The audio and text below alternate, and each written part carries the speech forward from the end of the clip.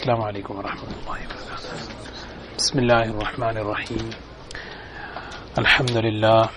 الحمد للہ کفا وسلام علی عباده الذین اصطفى. اما بعد فاعوذ باللہ من الشیطان الرجیم. بسم اللہ الرحمن الرحیم. یا بنی آدم لا يفتننكم الشيطان كما أخرج أبويكم من الجنة ينزع عنهما لباسهما ليريهما سوآتهما إنه يراكم هو وقبيله من حيث لا ترونهم إنا جعلنا الشياطين أولياء للذين لا يؤمنون. صدق الله العظيم.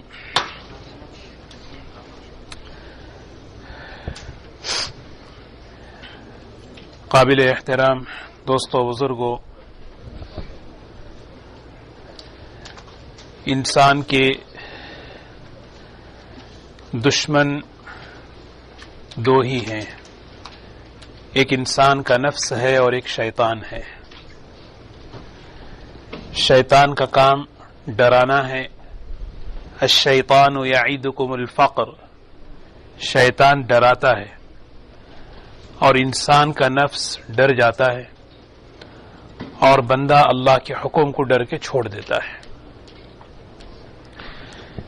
قرآن پاک میں جگہ جگہ اللہ تبارک و تعالی نے اس کی دشمنی کو سمجھایا ہے اور بڑے عجیب انداز سے. سورہ اعراف کی اس آیت میں اللہ تعالی نے بتایا کہ دیکھو تم اس کو اپنا دشمن سمجھو، اس لیے کہ یہ وہ ہے کہ کما اخرج ابویکم من الجنہ، یعنی ذرا اگر سوچے اس چیز کو تو آدمی واقعی سوچتا ہے کہ واقعی یہ دشمن ہے. ہمارے ماں باپ کسی کے گھر جائیں اور وہ گھر والا جو ہے انہیں نکال دے گھر سے، چلے جاؤ، تو بچے اس کے گھر کو دوبارہ جائیں گے؟ صاحب مکان سے کتنی دشمنی کریں گے کہ انہوں نے ہمارے ماں باپ کی بے عزتی کی، ہمارے ماں باپ کو انہوں نے نکالا. اللہ تعالیٰ اس انداز سے سمجھا رہے ہیں. دیکھو یہ کون ہے؟ کما اخرج ابویکم من الجنہ، یہ وہ ہے جس نے تمہارے ماں باپ کو جنت سے نکلوایا. سوچے، انہیں عقل سے سوچے. کما اخرج ابویکم من الجنہ، اور پھر دوسری بات فرمایا ينزع عنهما لباسهما ليريهما سوآتهما، یہ وہ ہے جس نے تمہارے ماں باپ کے کپڑے اتروا دیے. سوچیں اگر واقعی کہ ہمارے ماں باپ اگر کوئی اس طرح کرے تو کیا اس سے تعلق رکھیں گے؟ کیا اس کی بات سنیں گے؟ آدمی کتنا چوکنا رہے گا کہ بھئی وہ ہے جس نے ہمارے ماں باپ کے ساتھ یہ معاملہ کیا، اس نے ہمارے ماں باپ کے ساتھ یہ حرکت کی ہے. آدمی اپنے آپ کو بچائے گا. اسی لیے اللہ تعالیٰ نے قرآن پاک میں فرمایا کہ جب یہ شیطان اللہ کے دربار سے دھتکارا گیا، مردود ہوا، دو باتیں ہیں. ایک شیطان ملعون ہے اور ایک مردود ہے. ملعون کہتے ہیں اللہ کی رحمت سے دور، مردود کہتے ہیں اللہ کے دربار سے اس کو دھتکارا گیا ہے، دھکے دے کے نکال دیا گیا. اب اس کا کام یہ ہے کہ وہ اللہ کے بندوں میں آ کر ایسے اعمال میں، ایسی چیزوں میں ان کو مشغول کرتا ہے کہ اللہ کے بندے بھی اللہ حفاظت فرمائے وہ اللہ کی رحمت سے دور ہو جائیں اور اللہ کے دربار سے دھتکارے جائیں. اس لیے اس نے بڑا عجیب معاہدہ کیا، چیلنج کیا. لَأَتَّخِذَنَّ مِنْ عِبَادِكَ نَصِيبًا مَفْرُوضًا، کیا کہہ رہا دیکھیں نا، لَأَتَّخِذَنَّ مِنْ عِبَادِكَ نَصِيبًا مَفْرُوضًا. اللہ تعالیٰ سے کہہ رہا ہے میں تیرے بندوں میں اپنا حصہ لے کر رہوں گا.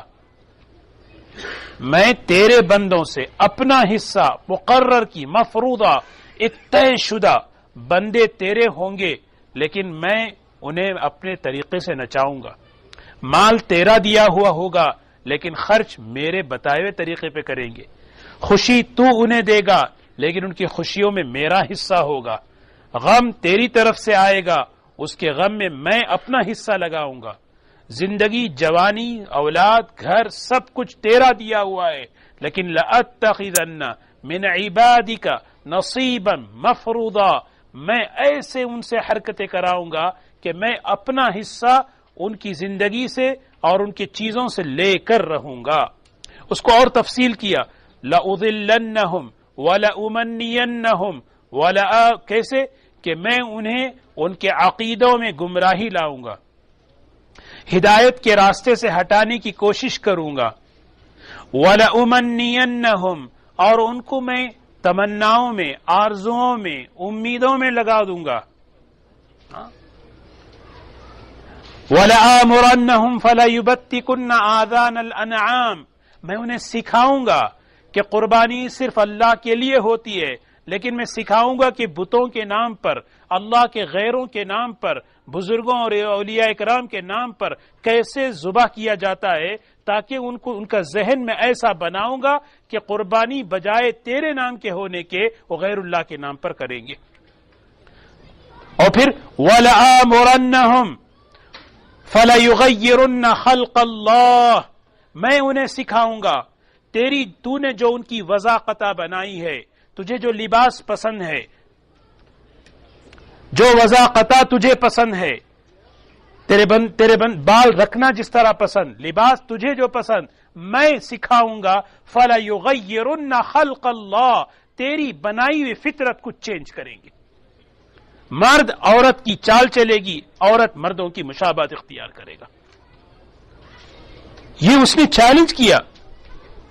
اللہ تعالیٰ نے فرمایا وَمَن يَتَّخِذِ الشَّيْطَانَ وَلِيًّا مِّن دُونِ اللَّهِ فَقَدْ خَسِرَ خُسْرَانًا مُبِينًا ٹھیک ہے، جو شخص بھی تجھے اپنائے گا مجھے چھوڑ کر، وہ بہت بڑے نقصان اور گھاٹے میں ہوگا۔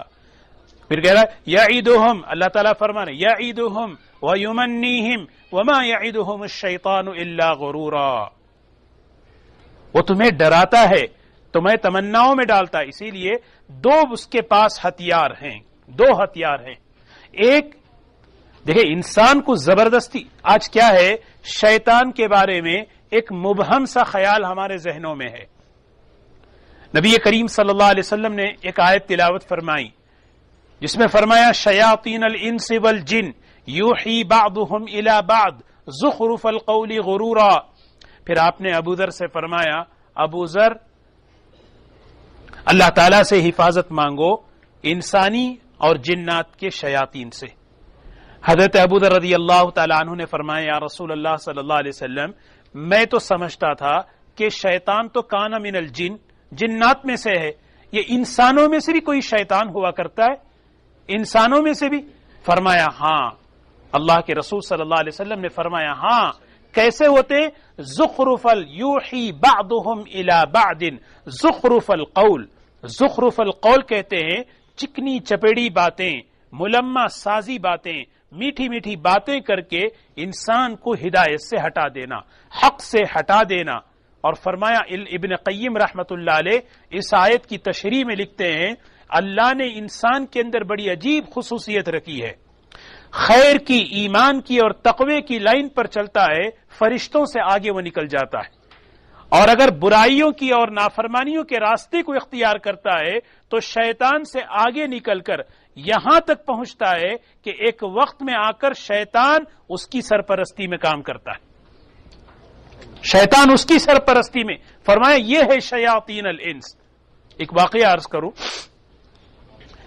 عقبہ ابن معیط بہت مکے کا جو ہے نا بڑا تاجر، بڑا اونچا آدمی، اس کا نام، اس کی شہرت مکے میں بڑا مشہور آدمی۔ اس کا ایک معمول تھا جب بھی سفر سے آتا لوگوں کو جمع کرتا، بڑے بڑے علاقے، بڑے بڑے اپنی کمیونٹی کے لوگوں کو دعوت کرتا، اس کا ایک معمول تھا۔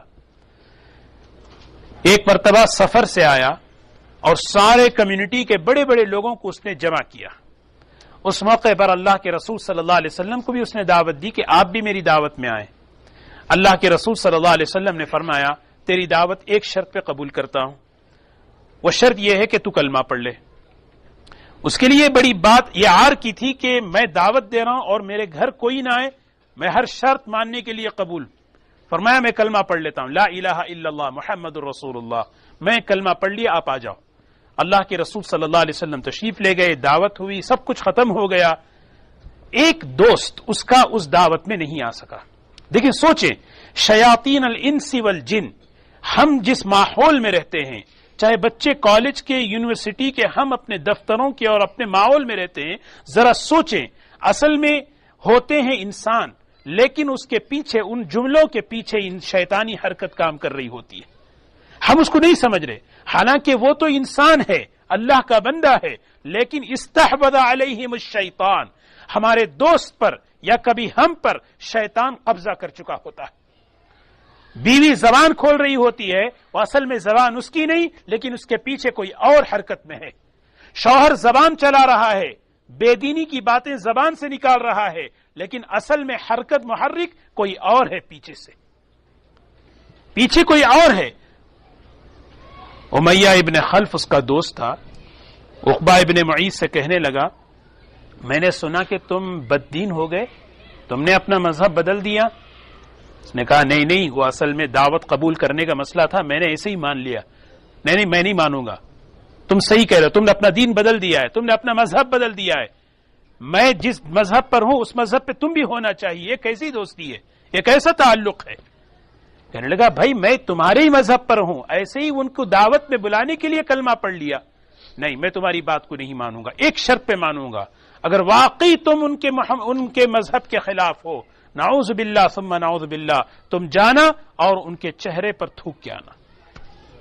سوچیں، اللہ کے رسول صلی اللہ علیہ وسلم کا چہرہ مبارک، واسع الجبین، سہل الخدین، ازہر اللون، مفلج الاسنان، اتنا خوبصورت چہرہ کائنات میں کسی کا ہو نہیں سکتا۔ پیشانی مبارک چوڑی، چہرہ چمکدار، دانت مبارک چمکدار، گال بالکل بھرے ہوئے، سبحان، ایسے مبارک، وہ کیا نعوذ باللہ اللہ کے رسول صلی اللہ علیہ وسلم کے چہرے انور پہ تھوک کیا گیا۔ قرآن پاک میں اللہ تعالیٰ نے فرمایا وَيَوْمَ يَعَضُّ الظَّالِمُ عَلَى يَدَيْهِ يَقُولُ يَا لَيْتَنِي اتَّخَذْتُ مَعَ الرَّسُولِ سَبِيلًا يَا وَيْلَتَىٰ لَيْتَنِي لَمْ أَتَّخِذْ فُلَانًا خَلِيلًا۔ کل قیامت کے دن یہ عقبہ ابن معیط کا جملہ اللہ قرآن میں نقل کر رہے ہیں، کہہ رہے ہیں یہ آدمی اپنے ہاتھ کو چباتا رہے گا، کیوں؟ اس لیے کہ یا ویلتا لیتنی لم اتخذ فلانا خلیلا، کاش میں اس کو دوست کیوں بنایا، میں اس کی بات کیوں مانا، میں آج اتنے بڑے نقصان میں ہوں۔ وہ افسوس کرتے کرتے یعض الظالم علی یدی، وہ اپنے ہاتھ کو چبا دے گا لیکن اس کو احساس تک نہیں ہوگا۔ فلانن، یہاں پہ عقبہ ابن معیط کا نام نہیں ہے، یا ویلتا لیتنی لم اتخذ فلانن، مفسرین فرماتے ہیں فلانن کہہ کر عام مراد دیا، واقعہ تو اس آیت کا تعلق ایک واقعے سے ہے، لیکن حکم تمام ہم میں سے ہر ایک کے لیے۔ کون ہے میرے ساتھ، یا میں وہ تو نہیں، میری زبان، میرا حرکت، میرا عمل، اس کے پیچھے کوئی شیطانی عمل تو نہیں۔ اللہ کے رسول صلی اللہ علیہ وسلم نے فرمایا شیطان الانس والجن سے اپنے آپ کو بچانا، اس کا کام ہی دو حرکتیں ہیں اس کے پاس، دو بڑی طاقتیں ہیں۔ ایک طاقت کیا ہے؟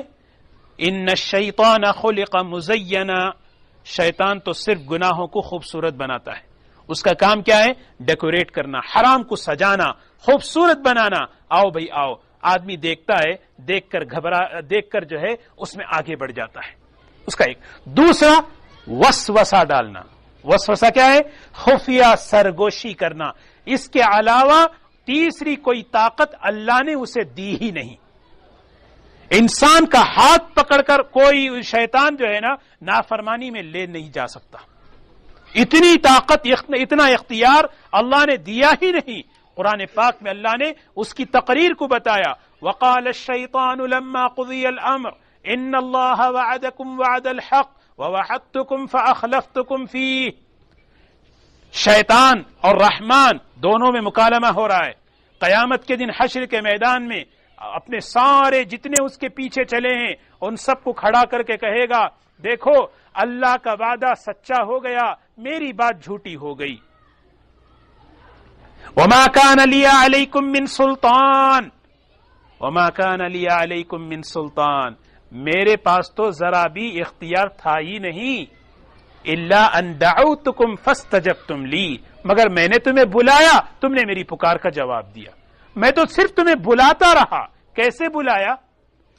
فقی ابو اللیث سمرقندی رحمت اللہ علیہ نے ایک واقعہ لکھا ہے، شیطان کیسے ایک بزرگ نے پوچھا یہ سارا کیا کرایا تیرا ہی دنیا میں ہے؟ اس نے کہا دیکھو صرف ایک انگلی کا کمال ہے، ایک ہی انگلی کا کمال ہے۔ کیسے؟ ابھی بتاتا ہوں۔ دیکھو حلوائی کی مٹھائی کی دکان ہے، شیطان نے تھوڑا سا شیرہ اٹھایا اور دیوار پہ لگا دیا، اب کہا دیکھو اب دیکھتے رہو تماشا کیا ہوگا۔ مکھی آئی اس پہ بیٹھی،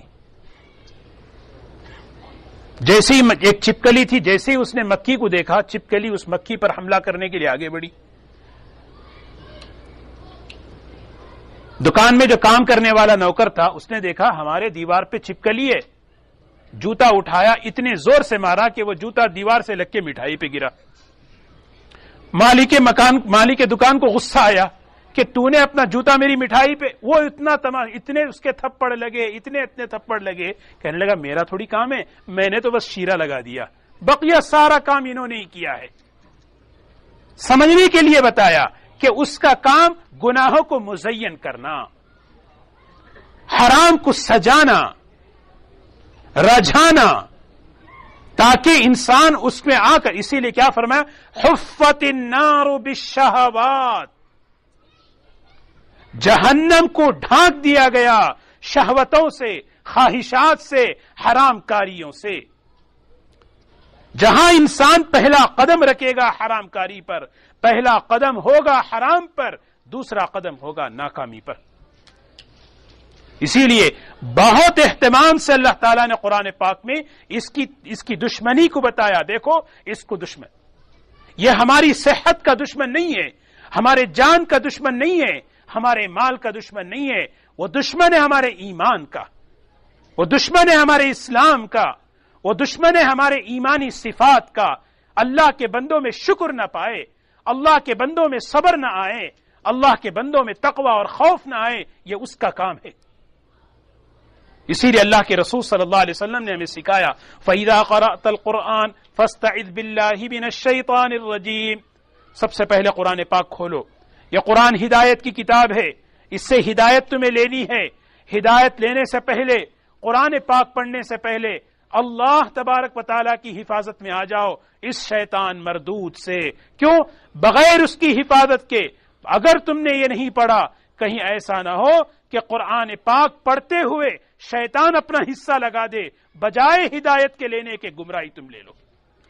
اور یہ ہوا ہے، لوگوں نے علم حاصل کیا، قرآن حاصل کیا، اور شیطان اپنا حصہ اس میں لگا دیا۔ قرآن سے انہوں نے استدلال کر کے معاشرے کے اندر ایسی ایک واقعہ میں عرض کروں، 3 لوگ عبد الرحمن ابن ملجم، برق ابن عبداللہ، عمر، یہ تینوں ایسے تھے ان کی پیشانیوں پر سجدے کے نشانات تھے۔ ان تینوں نے رمضان المبارک میں حرم میں بیٹھ کر مشورہ کیا۔ مشورہ کیا کر رہے ہیں؟ یہ جو اس وقت جتنا اسلامی مملکت کے اندر جتنا فتنہ مچا ہے، یہ 3 لوگ اس کے بنیاد ہیں۔ کون ہیں؟ 3 ہی لوگ اس کے بنیاد۔ بس ان کو ختم کر دو، مسئلہ سب ختم ہو جائے گا۔ ایسے نیک لوگ جس کو نیک سمجھا جاتا ہے، اور پھر جن کی پیشانیوں پہ کتابوں میں لکھا ہے کہ سجدے کے نشانات ہیں۔ کہاں کر رہے ہیں مشورہ؟ حرم میں بیٹھ کر۔ کب کر رہے ہیں؟ رمضان المبارک میں۔ کس کے خلاف کر رہے ہیں؟ اللہ اکبر، سوچے سیدنا علی ابن ابی طالب، ہمارے ماں باپ سب ان پر قربان ہو جائیں، اللہ کے رسول صلی اللہ علیہ وسلم کے چچازاد بھائی، داماد، لخت جگر فاطمہ رضی اللہ تعالی عنہا کے شوہر، کہ یہ ہے فتنے کی جڑ، ان کو کیسے ختم کرنا ہے۔ عمرو بن عاص، یہ وہ صحابی ہیں جن کے اسلام لانے پر اللہ کے رسول صلی اللہ علیہ وسلم ایسے استقبال کے لیے اٹھے کہ چادر مبارک گر گئی۔ ایک مرتبہ آپ کے عمرو بن عاص کے جسم پر کپڑے ایسے خستہ حالت میں تھے، فرمایا عمرو بن عاص سے اللہ کے رسول صلی اللہ علیہ وسلم نے، عمر میرا دل چاہتا ہے کہ تمہارے جسم پر بہترین کپڑے ہوں۔ علی ابن ابی طالب، عامر ابن عاص، اور تیسرے معاویہ رضی اللہ تعالی عنہ. ہر ایک نے ذمہ داری لی کہ میں جو ہے نا، عبد الرحمن ابن ملجم نے کہا میں علی کو، برق ابن عبداللہ نے کہا کہ میں عامر ابن عاص کو، میں معاویہ کو، اور عمر نے کہا کہ میں عمر ابن عاص کو قتل کروں گا. تینوں نکل پڑے اپنے اپنے علاقے میں. فجر کی نماز کے بعد جب نماز کے لیے نکلے تو تینوں نے بیک وقت پلان بنایا. عبد الرحمن ابن ملجم، حضرت علی رضی اللہ تعالیٰ عنہ جب نماز کے لیے نکلے تو ایسا حملہ کیا کہ وہ حملہ جو ہے حضرت علی رضی اللہ تعالیٰ عنہ پر کامیاب ہو گیا. دوسرا، عمر ابن عاص رضی اللہ تعالیٰ عنہ کو رات میں پیٹ میں سخت درد تھا. عمر ابن عاص رضی اللہ تعالیٰ عنہ نکلے، نہیں نکلے، بجائے ان کے خادم نماز پڑھانے کے لیے نکلے تھے. برق ابن عبداللہ نے ان پر حملہ کیا، وہ شہید ہو گئے. عمر ابن معاویہ، ان پر بھی حملہ ہوا لیکن زخم اتنا گہرا نہیں تھا، بچ گئے. میں عرض یہ کر رہا ہوں کہ یہ کس کی سازش ہے؟ یہ انسان دیکھنے میں ہے لیکن اس کے پیچھے اس کی ذہنیت، اس کی زبان، اس کی سوچ. الم تر انا ارسلنا الشیاطین علی الکافرین تؤزهم عزا. کیا عجیب اللہ کا کلام ہے.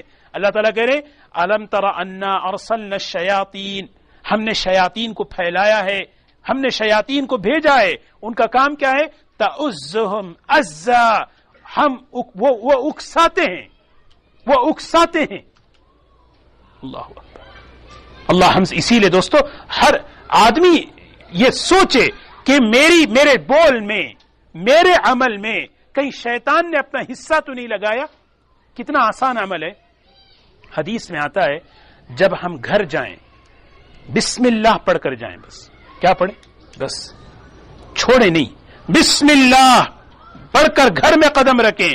شیطان باہر کھڑے ہمارے ساتھ ہی چلتا ہے، کیونکہ ہمارے ساتھ وہ ہے قرین، اس کو کہتے ہیں قرین، ہمارے ساتھ ہی چلتا ہے. لیکن جب بسم اللہ پڑھ کر گھر میں داخل ہوں گے وہ کہتا ہے فلا قیام فلا مبیت. اب اس گھر میں میرے لیے کوئی رات کا قیام نہیں ہے، میرے لیے اس گھر میں کوئی رہنے کا انتظام نہیں ہے. اگر وہ جملہ پڑھ کر ہم نہیں گئے، بسم اللہ کا نام پڑھ کے ہم نہیں گئے، ہمارے ساتھ کون آیا؟ اب کیا ہوا؟ گھر میں داخل ہوئے بغیر اللہ کے نام کے، بغیر اللہ کے کلام کے، ذرا سی بات میں میاں بیوی میں ذرا سی بات. حالانکہ اگر دیکھا جائے کوئی ایسا جملہ، کوئی ایسی بات نہیں ہے، کیونکہ سب سے زیادہ شیطان کو جو غصہ آتا ہے وہ میاں بیوی کی خوشگوار ازدواجی زندگی سے ہے. ہم یہ چھوٹا عمل جب کوئی بسم اللہ بول کر نہیں کھاتا، شیطان اس میں اپنا حصہ، کیونکہ اس نے کہا لَأَتَّخِذَنَّ مِنْ عِبَادِكَ نَصِيبًا مَفْرُوضًا. کھانا رہا ہے اپنے لیے. حضرت شاہ ولی اللہ رحمت اللہ علیہ، اللہ نے ان کو ایسی روحانی نگاہ عطا فرمائی تھی کہ وہ کبھی دسترخوان پر بیٹھ کر کوئی آدمی بغیر بسم اللہ کے کھاتا تو اپنے روحانی نگاہ سے دیکھتے تھے. کھانا تو اس کے پیٹ میں نہیں جا رہا، اٹھا تو رہا ہے لقمہ لیکن شیطان کے پیٹ میں جا رہا ہے. یہ اللہ تعالیٰ کبھی کبھی ایسی چیزوں کو قدرت کا مشاہدہ کرا دیتے ہیں تاکہ یقین آ جائے لوگوں کو. بسم اللہ بول کر اگر کھا لیں، شیطان کہتا ہے اس کھانے میں میرا حصہ نہیں ہے. اگر بغیر بسم اللہ کے کھا رہے، کھا تو رہے پیٹ بھر کے لیکن شیطان اپنا حصہ بنایا. کیسے حصہ بنایا؟ اب حصہ ایسے بنے گا کہ وہ کھانے کے بعد اب غلط خیالات، غلط جذبات، غلط تمنائیں، غلط خواب، ناپاک ارادے، یہ سب کیوں ہیں؟ ہم سب اس کی شکایت کرتے ہیں. ہمارے پاس سب اس کا یہ مسئلہ ہے، لیکن اس کے پیچھے اسی لیے اللہ کا نام اتنا بابرکت ہے کہ جب اللہ کا نام لیا جاتا ہے شیطان کہتا ہے اس کھانے میں میرا حصہ نہیں، یہاں قیام میں میرا حصہ نہیں. شوہر اللہ کا نام لے کر اپنی بیوی سے ملتا ہے، شیطان کہتا ہے کہ اس نطفے میں میرا حصہ نہیں. ورنہ روایت میں آتا ہے جو شوہر اپنی بیوی سے اللہ کے نام کے بغیر ملتا ہے شیطان بھی اپنا حصہ اس نطفے میں ڈال دیتا ہے. آدمی پریشان، میرے بچے کیا ہو گئے، بولتے نا یہ بچہ ہے کہ شیطان، وہ اصل میں بنیاد کہاں پڑی ہے آدمی سوچے. اللہ قرآن میں صاف کرے انہو یراکم ہوا وقبیلہ من حیث لا ترونہم. یہ ایسی مخلوق ہم نے بنائی ہے، یہ ایسی مخلوق ہم نے بنائی ہے تم اس کو دیکھ نہیں سکتے لیکن وہ تمہیں دیکھ رہے ہیں. اللہ کا نام لیے بغیر بیت الخلا چلے جائیں، حدیث میں آتا ہے شیطان انسان کی شرمگاہوں سے کھیلتا ہے، ہٹھٹا اڑاتا ہے، اللہ کا نام لے لے، اللہ تبارک و تعالیٰ اس پر پردہ ڈال دیتے ہیں۔ اللہ اکبر۔ اسی لیے دوستو اس کو دشمن سمجھنا ہے، لیکن عجیب اللہ تعالیٰ کی کتنا رحیمانہ نظام ہے، سبحان اللہ۔ اس کی شرارت، اس کے تصرفات اور اس کی تحریکات سے بچنے کے لیے آسان عمل دیا، بڑے فرشتوں کو نہیں لگایا، بلکہ کیا ہے، سب سے پہلا اہتمام دعاؤں کا اہتمام کریں، مسنون دعا، جیسے میں نے کہا گھر جا رہے ہیں بسم اللہ بول کر جائیں، کھا رہے ہیں بسم اللہ بول کر، ہر عمل میں اللہ کا نام لیں، اللہ حفاظت فرمائیں گے انشاءاللہ، یہ ضروری بات۔ دوسری بات، سنت کا اہتمام کریں، سنت کا اہتمام کریں، کیونکہ وہ دشمن ہے، جہاں تک ہو سکے ہم سنتوں کا اہتمام کریں، اللہ ہماری اس کے شر سے حفاظت کریں گے انشاءاللہ، ورنہ وہ اتنا بڑا دشمن ہے۔ امام احمد بن حنبل رحمت اللہ علیہ کو موت کے وقت بھی اس نے کہا، اس نے ان کے ایمان پر ڈاکہ ڈالا۔ امام احمد بن حنبل جن کے بارے میں مؤرخین لکھتے ہیں دو شخصیتیں اگر نہ ہوتی اسلام کی تاریخ ہی بدل جاتی، ایک ابو بکر رضی اللہ تعالی عنہ اور ایک حضرت امام احمد بن حنبل رحمت اللہ علیہ، ایسے بڑے امام رازی جن کی تفسیر کبیر ہے، اللہ کے ایک ہونے پر 100 عقلی دلائل انہوں نے لکھے ہیں، موت کے وقت شیطان آ کر ایک دلیل توڑ رہا ہے، ایک دلیل۔ ان کے شیخ نجم الدین کبرا رحمت اللہ علیہ نے، اللہ نے ایسا کشف کیا کہ وہیں سے کہا اللہ ایک ہے، میں بغیر دلیل کے مانتا ہوں۔ یہ تو عیسیٰ علیہ الصلوۃ والسلام، ابراہیم علیہ، اس نے تو استقامت کے پہاڑ ہیں یہ سب انبیاء علیہ السلام۔ عیسیٰ علیہ السلام کے پاس آ کے کہتا ہے سبحان اللہ نے آپ کو تو بڑا عجیب ملکہ دیا، مردوں کو زندہ کرتے ہیں، خدا ہیں آپ۔ ابرئ الاکمہ والابرص، کوئی آدمی نابینا ہے تو اس کو آنکھ دیتے ہیں، آپ تو خدا ہیں۔ حضرت عیسیٰ علیہ السلام سے کہہ رہا ہے، عیسیٰ علیہ السلام نے کہا میں اللہ کا بندہ ہوں، اللہ کا بندہ ہوں۔ شیطان بھاگ گیا۔ اسی لیے دعاؤں کا اہتمام کریں۔ دوسرا، خاص طور پہ سنتوں کا اہتمام۔ آج ہم نے جو قرآن پاک پڑھا ہے اس میں ایک پیاری سی دعا اللہ نے سکھائی، سبحان اللہ۔ غلطی ہوتی ہے انسان سے ہی، غلطی ہوتی ہے آدم سے، شیطان سے بھی غلطی ہوئی، شیطان سے غلطی ہوئی تو اس نے تعویلیں کی، کبھی تعویل نہیں کرنا ہے۔ بڑے سے بڑا گناہ ہو جائے کہنا ربنا ظلمنا انفسنا، ہمارے ماں باپ کی یہ دعا ہے، ربنا ظلمنا، اے ہمارے پروردگار، ظلمنا ہم نے ظلم کیا، ہم نے کیا، ظلمتو کہنا چاہیے تھا نا، ظلمنا ہم نہیں، یہاں مفسرین لکھتے ہیں بجمیع اعضائنا، میں نے ظلم کیا اپنے تمام اعضاء سے، میری آنکھ نے بھی، میری زبان نے بھی، میرے کان، میرے ہاتھ اور پیر، ایک عضو سے میں نے اے اللہ تیری نافرمانی کی۔ انفسنا، میں نے گناہ کر کے اپنا نقصان کیا، تیرا کوئی نقصان نہیں کیا۔ انفسنا کس کا نقصان ہے؟ حضور صلی اللہ علیہ وسلم اللہ کو پکارتے تھے، یا من لا تضرہ الذنوب ولا تنقصہ المغفرہ، سبحان اللہ، اے اللہ تیری وہ ذات ہے، پوری دنیا اگر تیری نافرمانی کر لے تو تیرا کوئی نقصان نہیں ہوتا، اگر تو سب کو معاف کر دے تو تیری معافی میں کوئی کمی نہیں آتی۔ ظلمنا انفسنا، پھر اس کے بعد وَإِن لَّمْ تَغْفِرْ لَنَا وَتَرْحَمْنَا، مغفرت میری ضرورت ہے، رحمت میری ضرورت ہے، اگر آپ مجھے معاف نہ کریں، رحم نہ کریں، لَنَكُونَنَّ مِنَ الْخَاسِرِينَ۔ حضرت آدم علیہ السلام کی زبان سے یہ جیسے ہی یہ دعا نکلی، اللہ نے خلافت کا تاج پہنا دیا۔ یہ ہمیں سکھایا، دیکھو غلطی کرنا یہ تمہاری فطرت میں ہے، گناہ تمہاری فطرت میں ہے، ہو جائے ربنا اقرار کر لیں، اللہ ندامت پر تمہیں اٹھا دیں گے، لیکن اس کی چال مت چلیں، غلطی ہو جائے تعویل مت کریں،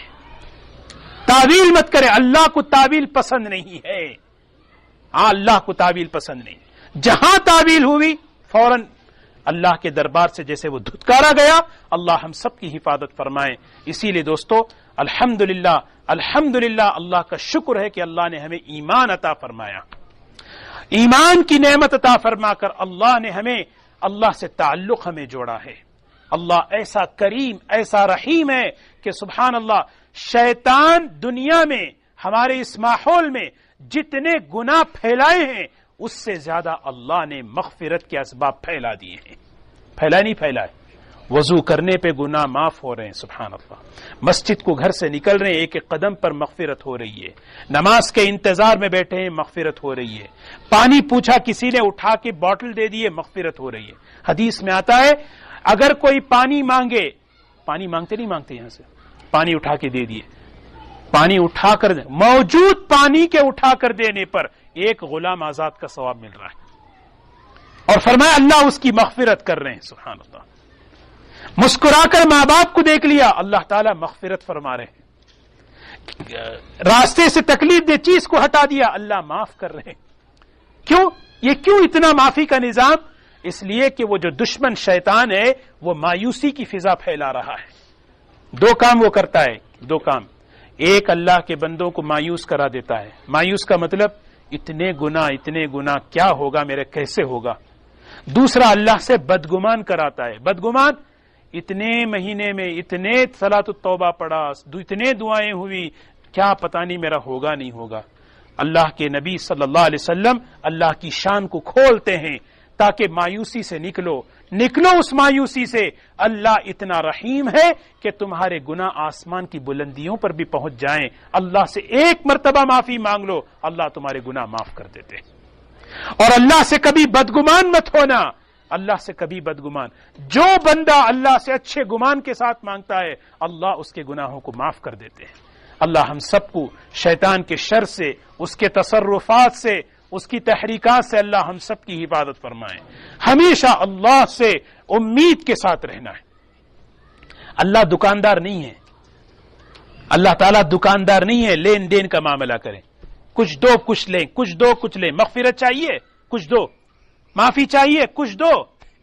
اللہ کی رحمت تو نبی کا عمل بھی اس کی قیمت نہیں دے سکتا، بخاری شریف کے اندر حدیث ہے، نبی کا عمل بھی اللہ کی رحمت کی قیمت نہیں چکا سکتا۔